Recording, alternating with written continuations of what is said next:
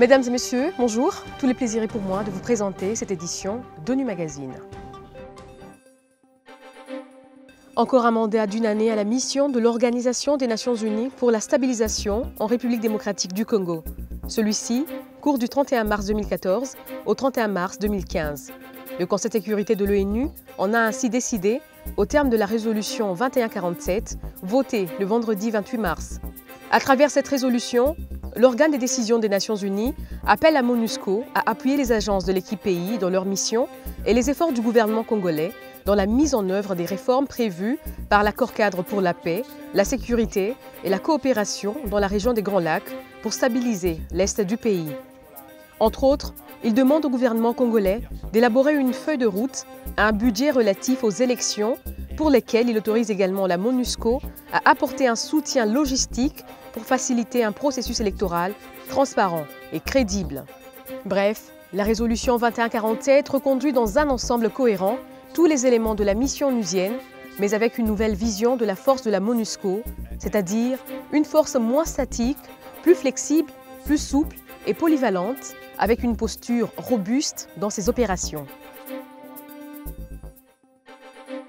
Pour sa part, intervenant au cours de la conférence de presse hebdomadaire des Nations Unies de ce mercredi 2 avril, Martin Kobler, le représentant spécial du secrétaire général de l'ONU et chef de la MONUSCO, est revenu avec force détails sur certaines dispositions de la résolution 2147, notamment les 4 priorités du travail de la mission onusienne en République démocratique du Congo.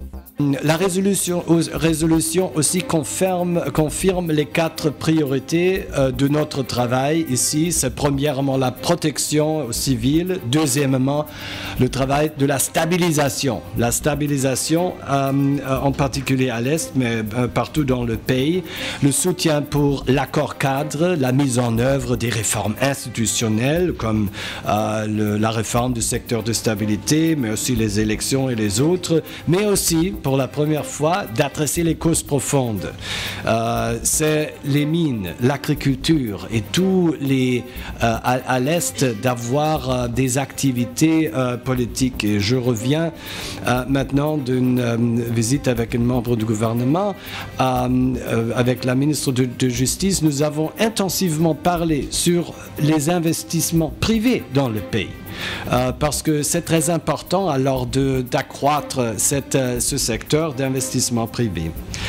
Sur les élections, parce que ça joue un rôle de plus en plus dans le pays, la résolution nomme 7 principes pour les élections.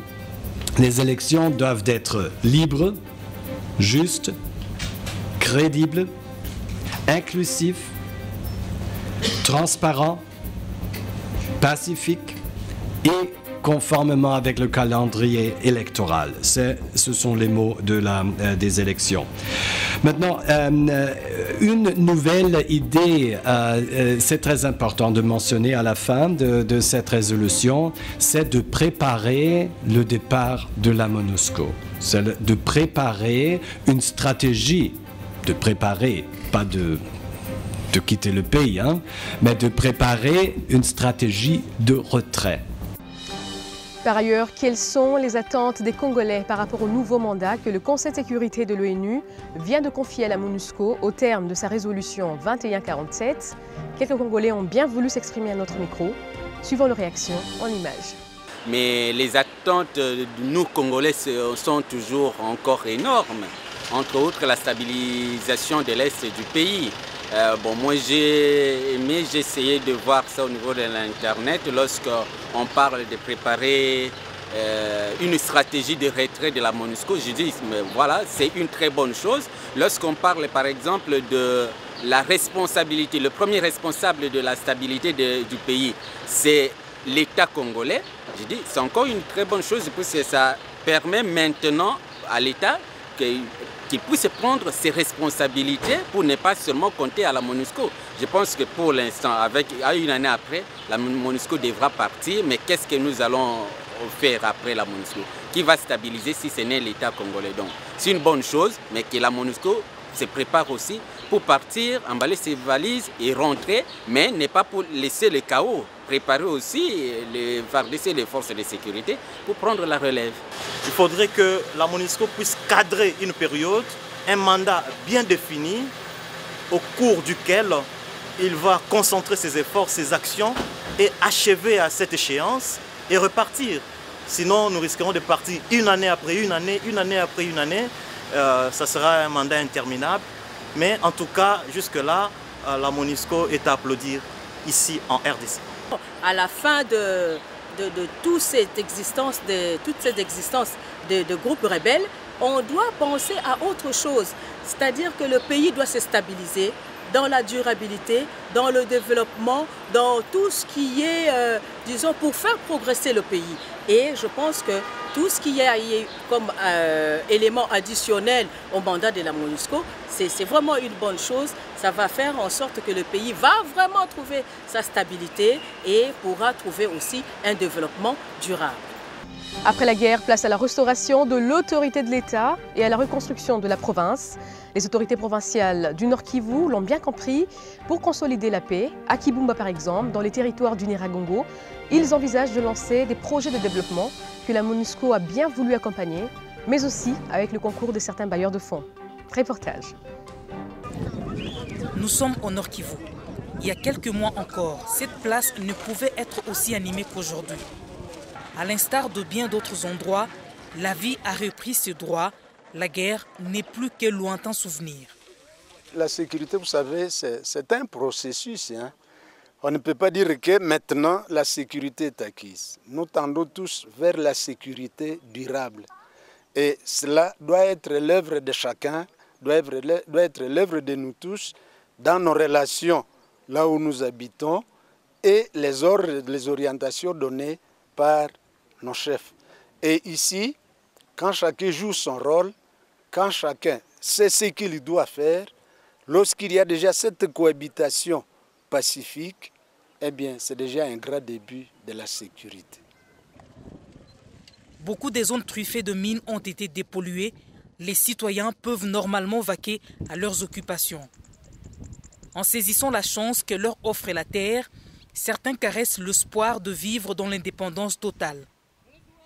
Dans ces contextes très favorables à la reconstruction, que peut faire la MONUSCO pour appuyer le développement de la région? C'est quelque chose qui doit être piloté par le gouvernement territorial, qui doit être piloté par les Congolais. Nous pouvons appuyer à essayer de mettre en contact ces autorités avec des bailleurs de fonds, avec des donateurs, d'essayer d'aider le gouvernement à formuler des projets qui pourront mener à des activités de développement. Mais je le répète, la MONUSCO n'est pas une agence de développement. Cependant, l'insécurité trouve un terreau fertile dans le désœuvrement de la jeunesse. Et cela risque de saper les efforts de réconciliation et de reconstruction en cours. Afin d'éviter cela, la MONUSCO a quelques pistes de solutions, notamment la création de travaux à haute intensité de main-d'œuvre. Nous voulons pouvoir lancer ce genre de projet très rapidement, mais les fonds qui sont à disposition de la MONUSCO sont restreints. Je pense qu'il faut ici l'appui d'autres bailleurs de fonds et du gouvernement lui-même. Je pense que l'initiative peut être la nôtre dans certains endroits. Les premiers projets peuvent venir de la MONUSCO parce que nous sommes sur place, mais ce sera de toute façon quelque chose de limité qui n'arrivera pas à couvrir tous les besoins que nous aurons sur la province du Nord Kivu. Ce que nous attendons, nous, c'est de continuer à nous appuyer pour la stabilisation de cette sécurité-là, pour le renforcement de l'autorité de l'État, pour un rôle efficace qu'elle doit continuer à jouer pour que les gens se sentent mieux qu'avant grâce à l'appui de la MONUSCO. Voilà, c'est la fin de cette édition d'ONU Magazine. On vous dit merci de nous avoir suivis. À très bientôt.